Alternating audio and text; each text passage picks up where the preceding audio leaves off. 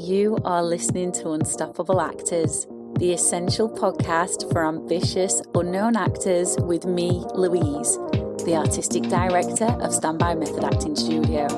And for the last 13 years, I've been taking unknown actors with blank CVs all the way to Netflix dramas, Amazon Prime films, TV soaps, and stage plays around the world. And every week I'll be talking with you and sharing how you can become a paid working unstoppable actor, because you 1000% can. An acting career is doable. Are you ready to dive into the episode?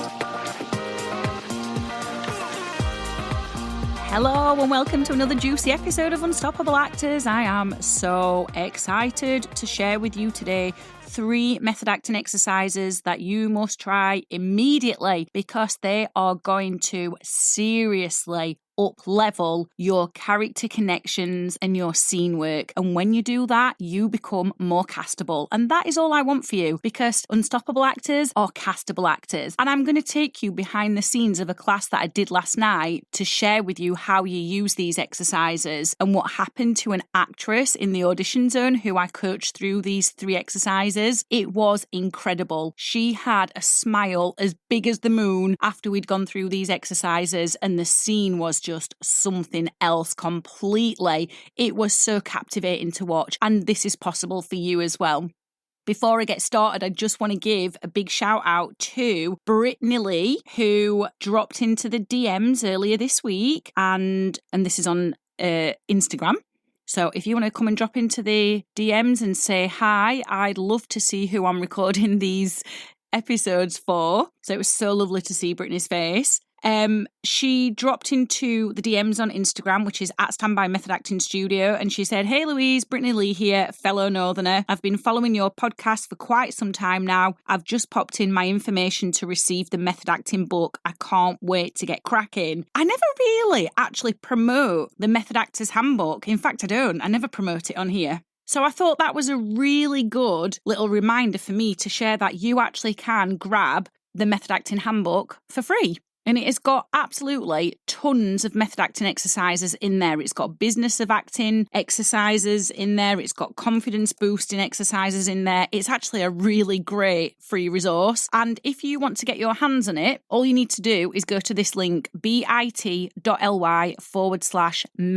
actors handbook, all in lowercase. And of course, I'm going to leave that link for you directly underneath this episode. So you can just go and pop your email in, tell me where to send it, and then you can get started straight away and you will see a huge difference in your acting. So let's go back to these 3 method acting exercises then. So last night in the audition zone, this is a class where actors bring in a past audition piece that they weren't successful with, or they can bring an upcoming audition they've got so they can work on it with me before they actually do the audition, or they can bring a monologue which they're going to have in their audition repertoire. So we can have any manner of audition piece being presented in the audition zone. So with a past piece, if you weren't successful with it, as you know, well, you might not know actually because you might be quite new to acting. So if you are new to acting, what will happen is you'll do an audition and you will never get in-depth feedback. You'll usually get an email that says something along the lines of, "Thank you so much for auditioning.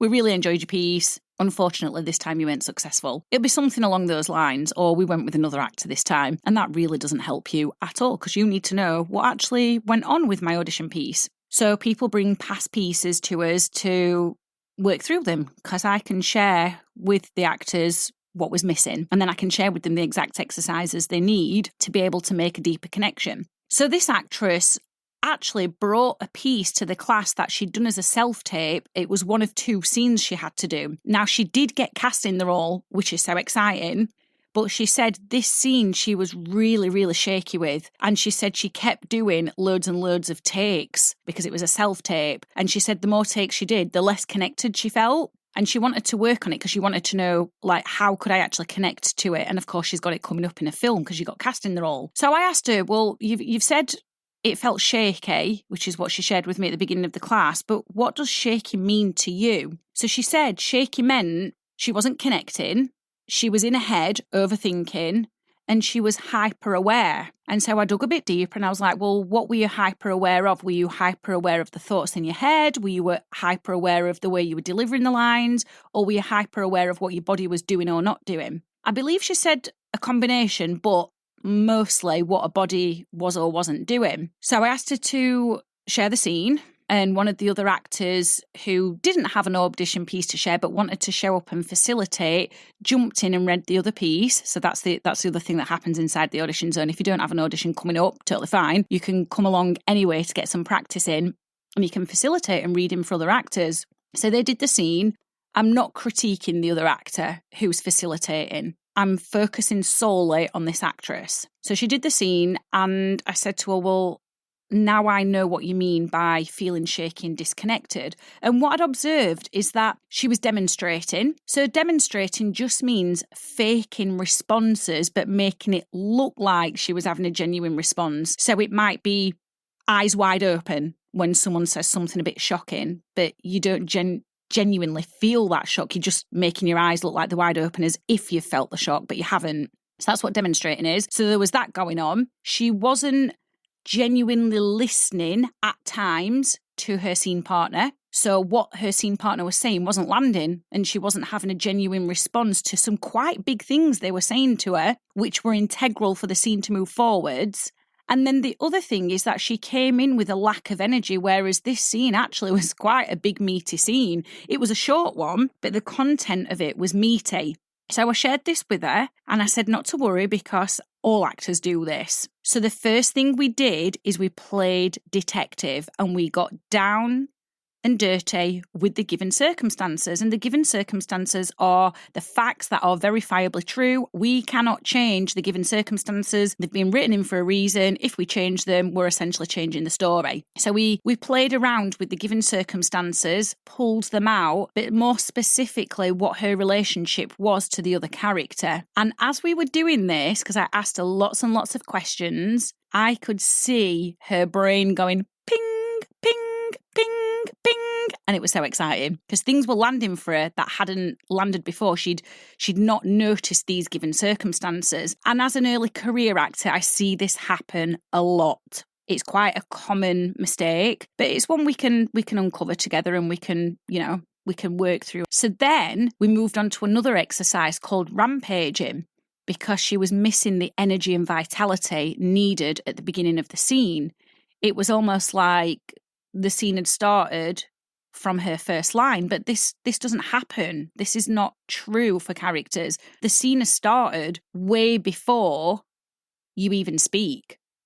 In fact, there might be something that's happened either out of shot or in the wings if it's theatre, which then lead into this scene. So it's a continuation of something. So we used the rampaging exercise, and I demonstrated this exercise first of all to show her how to do it. Then she did the scene, and it was like a whole other scene. It was completely fresh, new, spontaneous. She was listening. There was emotional responses taking place inside of her. It was so exciting. And this is just from playing detective and unpicking the given circumstances of her relationship with the other character and rampaging on what her purpose was in the scene. So then I said to her, okay, we're getting somewhere now. You're making a much deeper connection. And she agreed she was. She said the scene felt real to her for the first time. But I noticed that she was playing the emotions, every emotion that she was feeling out. And you don't need to do that. So let me share with you something if this is sounding a little bit confusing. Characters, as all humans, have two things going on, two lives, or two rhythms, sorry, not two lives, two rhythms. You've got the internal rhythm, which is your emotional rhythm, and then you've got the external rhythm, which is your behaviour, how you speak. Sometimes the internal rhythm, those emotions, that emotional life, sometimes that spills out and is expressed externally. Sometimes it's not. Sometimes we have to keep it in and pretend we're not having an emotional experience or pretend we're experiencing something else. And in the case of this scene, the character was having an emotional experience, but those emotions needed to be hidden. So we teased out the subtext. We had a little play around with the subtext. We figured out what it was, and then we did this really exciting exercise where you speak out the subtext. it was a complete game changer for her. The scene was on fire. She was magnetizing to watch. I was really drawn into it. She had so much purpose, so much feeling going on.